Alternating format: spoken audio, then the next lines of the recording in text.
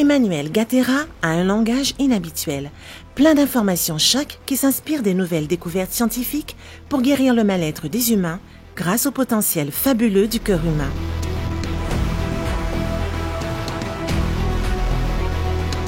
Qui est Emmanuel Gatera?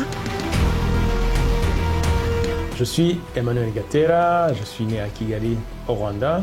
Je suis papa de 3 enfants. Je suis électronicien de formation, chercheur indépendant en neurosciences, en physique quantique, en égyptologie.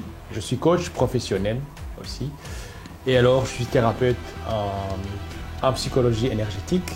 Tout ce qui est outils liés à l'énergie, le Reiki, le yoga, la méditation, le Qigong et l'Access Bar. Et aussi, je suis expert en cohérence cardiaque et je pratique les arts martiaux depuis plus de 25 ans, notamment le karaté, style Shotokan, ainsi que l'aïkido, donc depuis 20 ans déjà.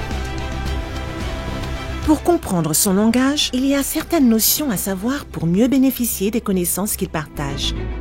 Depuis 1983 et ensuite en 1991 surtout, des scientifiques ont mené des recherches approfondies, très poussées, notamment en 1991 conduites par Andrew Armour. Ces recherches ont abouti à une découverte qui a bouleversé la pensée scientifique traditionnelle. Donc on a découvert plusieurs neurones dans le cœur humain. Évidemment, qui dit neurone dit intelligence, dit aussi un réseau électrique ou un réseau électromagnétique. Donc vous allez comprendre que cette découverte, c'est une découverte majeure pour l'humanité entière. Est-ce vrai qu'il y a un autre cerveau plus puissant chez les humains? Et oui, le cerveau n'est pas seulement dans la tête, mais il est aussi dans le cœur humain. À quoi ressemble ce fabuleux cerveau du cœur, anatomiquement, psychologiquement et spirituellement? Le cerveau du cœur, du point de vue anatomique, on a découvert que le cœur humain possède plus de 40 000 neurones. Donc ces 40 000 neurones ont des spécificités, donc c'est des neurones sensoriels, comme on les appelle, peuvent penser indépendamment du cerveau crânien, peuvent se souvenir indépendamment du cerveau de la tête et peuvent aussi apprendre indépendamment du cerveau. Le cœur devient un centre des sentiments et des sensations et des émotions. Donc l'intelligence du cœur est fondamentale pour l'organisme, pour l'existence et pour le corps entier. Cela confirme encore également ce que les anciennes traditions ou la spirituelle parlaient depuis plus de 5000 ans. On disait que le cœur est le siège de l'âme et la science moderne vient confirmer, on parle aujourd'hui que le cœur même est le siège surtout de la conscience humaine. La considération du cerveau du cœur énergétiquement. Le cerveau du cœur, du point de vue énergétique, on va dire que cette intelligence intuitive qui est dans le cœur humain, qui est dans le cœur de notre corps, c'est l'organe principal, c'est le centre, on va dire, de commandement, c'est le pont qui est là pour synchroniser les énergies qui nous viennent de la Terre et les énergies qui nous viennent du Soleil, si on peut dire. Les énergies du cerveau du cœur commencent par des cellules de notre corps. Au niveau électrique, on va dire qu'une cellule, c'est déjà une pile ou une batterie. Parce que quand vous avez une batterie ou une pile électrique, vous avez 2 pôles. Vous avez le pôle positif, qui est l'énergie positive, et vous avez aussi un pôle négatif, qui est l'énergie négative. Donc, une cellule, il utilise l'énergie. Donc, une cellule, c'est un petit centre, on va dire un petit centre nucléaire, parce que quand on mesure une cellule, avec un instrument de mesure d'électricité, un voltmètre, on obtient environ 1,5 volts. Et qu'est-ce que ça veut dire? Ça veut dire que le pôle négatif qui est connecté avec la Terre, et vous avez aussi le point positif qui est connecté avec les champs cosmiques ou qui capte aussi les énergies solaires qui nous viennent du Soleil. Et puis vous avez aussi le point milieu qui est le point neutre, le point d'équilibre. Donc c'est pour ça d'ailleurs, une cellule cherche toujours, il ne regarde pas les événements et les situations comme positifs ou négatifs. Chaque cellule de notre corps, en collaboration avec les autres, cherche toujours l'équilibre à travers l'énergie. Ceci pour dire que l'être humain est animé par l'énergie même au niveau cellulaire. Donc vous multipliez par 60 milliards de cellules qui est la moyenne d'une personne adulte, donc vous avez un central nucléaire. Donc l'être humain est un central nucléaire vivant. Comment alors cette énergie du corps peut être utilisée dans la vie quotidienne? Et d'ailleurs, les Chinois, ils utilisent ça ils ont introduit ça il y a 5000 ans dans leur médecine. Donc le chi qui est l'énergie. Donc on peut focaliser soit cette énergie pour guérir son corps, pour accomplir un acte héroïque ou bien créer sa maladie. Donc cette énergie, c'est une énergie intelligente, c'est une énergie consciente qui est même à la base de notre cellule. Donc le cœur humain, c'est l'organe à travers ce réseau neuronal intelligent qui se charge de synchroniser chaque cellule. Donc le cœur, c'est le chef d'orchestre qui est là pour guider nos cellules. Voilà pourquoi le cerveau du cœur humain est puissant. Notre corps est également fait de différents centres énergétiques appelés chakras. Mais c'est aussi l'énergie au niveau du cœur, l'énergie électromagnétique, le centre d'excellence qui est là pour synchroniser les centres connus dans l'Orient comme les chakras, donc les centres énergétiques ou les centres hormonaux, donc les centres émotionnels. Donc il y en a 7 en tout. Rapidement, le premier centre, c'est le centre qu'on appelle le chakra racine, qui nous connecte avec la terre. En sanskrit, en Inde, on appelle ça Muladhara. Et c'est le centre qui gère l'énergie, la stabilité, le confort, la sécurité, et pour être dans le monde, dans la vie. Le deuxième centre, c'est le chakra sacré, ou le centre hormonal qui produit. Donc, pour produire un enfant, on a besoin de l'énergie. Donc, c'est l'énergie de création. Et ça s'appelle Savadhisthana en sanskrit en Inde. Et donc, c'est ce centre qui gère la sexualité. Et le troisième centre, qui est connu donc, au niveau du plexus solaire, donc c'est 3 doigts au-dessus du nombril. Ce centre, c'est le centre de puissance ou le centre de pouvoir, le pouvoir personnel. Il est connu au nom de Manipura. Donc, le quatrième centre qui nous intéresse ici, pour introduire le cœur énergétique, ce centre s'appelle Anahata. Donc Anahata, c'est le centre de l'amour. Donc il exprime, donc l'hormone qui est connue sous le nom d'ocytocine va s'exprimer à travers le centre, le quatrième centre, qui est le centre de notre cœur, qui est Anahata, connu sous le nom d'Anahata. Donc l'amour de soi, la gratitude s'exprime à travers le cœur spirituel ou le cœur énergétique. Donc le cœur, c'est vraiment le pont entre la pensée, entre les idées et l'émotion. Donc les centres émotionnels, donc les centres de survie ou les glandes surrénales, comme on dit, les personnes qui sont coincées dans l'agressivité, dans la souffrance, et dans le matérialisme, ils ont leur énergie activée dans les centres inférieurs. Donc le cœur est là pour synchroniser, pour remonter l'énergie, si vous voulez. Donc du point de vue énergétique, ce qu'on peut dire que c'est le cœur, c'est vraiment le pont entre la matière et l'énergie supérieure. Donc les émotions se trouvent dans les 3 centres inférieurs, et alors l'énergie supérieure, donc liée à la pensée, donc la pensée, les énergies qui nous aident à s'élever, à élever notre conscience, se trouvent au-dessus. Donc les 3 centres supérieurs, c'est le cœur qui se charge de synchroniser, si vous voulez, ou bien élever notre énergie. Quelle serait la particularité du fonctionnement du cerveau du cœur?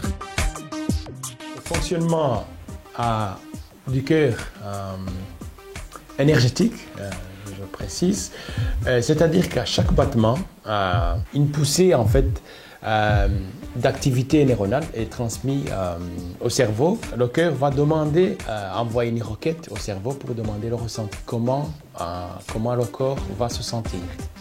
Donc, le ressenti dit l'émotion. Donc, le cœur envoie une demande qui est honorée par le cerveau à travers les neurotransmetteurs, comme on en a parlé. Et donc, soit on va se trouver dans deux états. Soit un état de bien-être, qui est la joie, ou bien dans un état de mal-être, qui est l'angoisse, la souffrance. Et donc, il y a chaque fois la biochimie correspondant à la demande, à une demande qui est effectuée par le cœur à travers le réseau neuronal qui va vers le cerveau.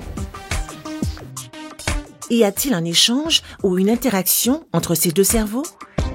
Il convient, en parlant du fonctionnement interne, quand on parle du cœur comme une matière. Et du point de vue énergétique, on peut expliquer plutôt le fonctionnement du cœur comme le cœur qui travaille dans le champ.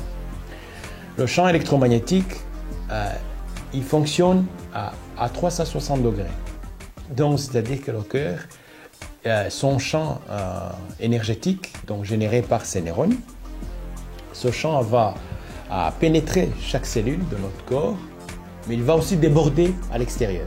Ce champ a été mesuré, je souligne ici, il a été mesuré dans des laboratoires. On a mesuré entre 3 mètres et 3,50 mètres, donc le champ qui entoure le corps humain. Donc le cœur génère un champ d'information. Donc l'interaction entre le cœur et le cerveau est constituée par un réseau d'abord. Ce n'est pas un réseau mécanique, ce n'est pas un réseau physique comme on peut le penser, mais c'est un réseau lié au champ, comme le champ d'Internet, le Wi-Fi par exemple.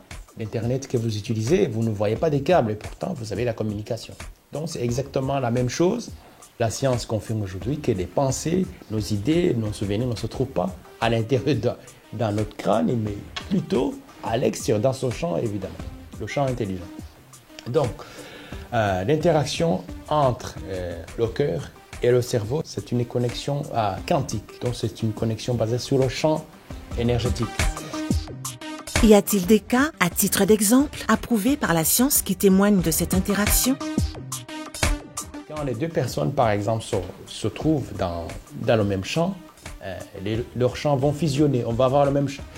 Quand vous êtes en contact d'une personne, c'est pour ça que vous pouvez, à un moment donné, ne pas vous sentir bien. Ça, c'est l'intuition. C'est comme ça que l'intuition fonctionne, par exemple, quand vous êtes face à un danger ou une personne. Donc, c'est-à-dire que votre champ a déjà capté l'information avant même que vous vous approchiez d'une personne. Est-il probable que le cerveau du cœur a un rôle important dans nos perceptions? Le cœur humain, on peut dire que c'est le centre de nos perceptions, c'est le centre aussi de nos émotions. Depuis tout petit déjà, donc les enfants observent leurs parents, observent les adultes et vont interpréter leur vision, la vision du monde par rapport aux informations qui sont reçues. Donc, nos sens, donc nos 5 sens, l'ouïe, l'odorat, le toucher, le goût, sont gérés. C'est le cœur qui est même le chef d'orchestre de nos 5 sens. C'est-à-dire comment nous allons percevoir les événements, les situations. Par exemple, les mêmes personnes peuvent vivre un événement d'une manière totalement opposée. Une personne peut être licenciée et se pendre, s'apercevoir que le monde s'arrête pour lui. Tandis que l'autre personne, on va le licencier, il va prendre ça comme un cadeau. Waouh, ça c'est un cadeau qui me soit arrivé, je vais passer peut-être à autre chose. Voilà, c'est lié aux perceptions. Et de la même manière aussi nos émotions. Donc, comme je l'ai mentionné avant, les 3 centres énergétiques inférieure sont les centres émotionnels. Et donc le cœur est là aussi pour synthétiser, pour synchroniser, pour harmoniser nos émotions. Donc les émotions que nous avons tout le temps en permanence, c'est-à-dire la joie, la souffrance, le chagrin, la déprime, l'anxiété, c'est le cœur qui se charge de générer le ressenti, donc les émotions, les sentiments. Pourquoi dit-on que le cœur est un centre de commandement de l'existence de l'humanité? Le cœur, c'est un pont aussi entre la Terre et le cosmos. Parce que la Terre nous maintient ici par sa force de gravité, la force gravitationnelle. Mais la Terre, en même temps, nous envoie les énergies telluriques ou les énergies qui nous viennent de la Terre. Ce sont des énergies électromagnétiques. Donc, l'être humain, c'est un tube. Nous sommes des tubes émotionnels et nous sommes des tubes énergétiques aussi. D'ailleurs, au passage, déjà à l'Égypte antique, je reviens sur l'Égypte ancien, aussi les autres traditions comme les Chinois, les Indiens, parlent de l'être humain comme un être qui est composé par 4 corps.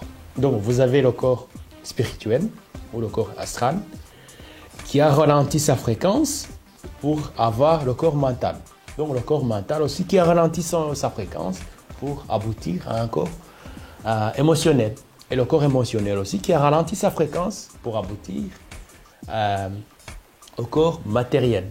Donc vous voyez, donc les anciens déjà parlaient, voyaient la matière comme l'aboutissement des fréquences qui ont ralenti pour se compresser, pour avoir une matière dense, pour aboutir à un corps physique.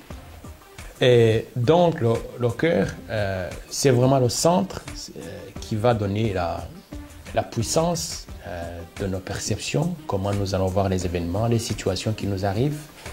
C'est lui qui va modeler aussi nos émotions pour déterminer si on va se trouver dans un état de joie désiré ou dans un état de mal-être, de dépression, de l'anxiété.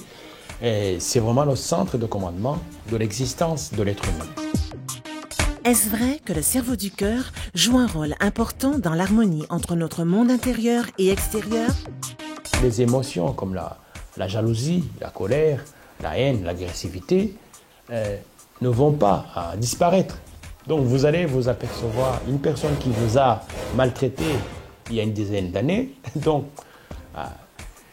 vous pouvez revivre les mêmes événements comme si les mêmes événements viennent de se produire. C'est pour ça d'ailleurs que dans le monde entier, le nombre de morts record, c'est les maladies liées au système cardiovasculaire, les AVC. Ça explique l'incohérence. Quand on est dans l'incohérence, on est dans la maladie. Donc le développement de toutes les maladies liées au cœur trouve leur origine de l'absence de cohérence.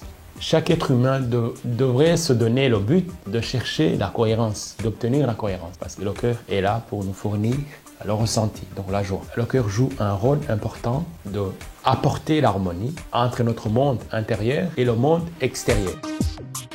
Comment expliquer concrètement la cohérence cardiaque? Le cœur digère facilement les émotions de bien-être, de la joie,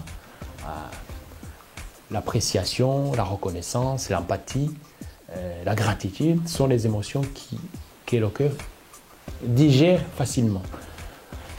Donc la cohérence cardiaque ou l'harmonie, moi je dis que c'est l'harmonie entre le cœur et le cerveau de la boîte crânienne et le corps tout entier.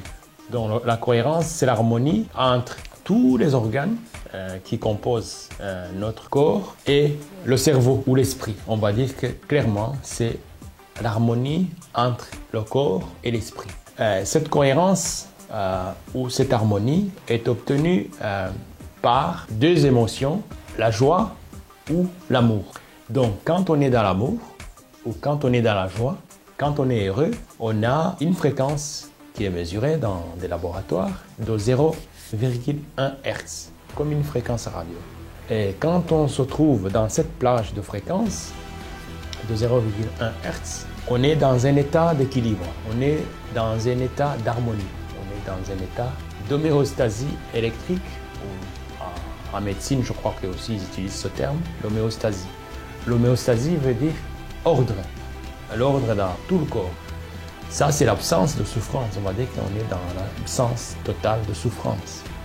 On est dans la joie, on est dans l'amour. Donc, si vous voulez, notre organisme, notre chimie interne est gouverné par notre croyance, nos pensées. Donc, le cœur sert, comme je l'ai dit avant, sert comme le pont. Donc, il va synchroniser nos pensées, nos émotions, nos croyances. Voilà pourquoi c'est important.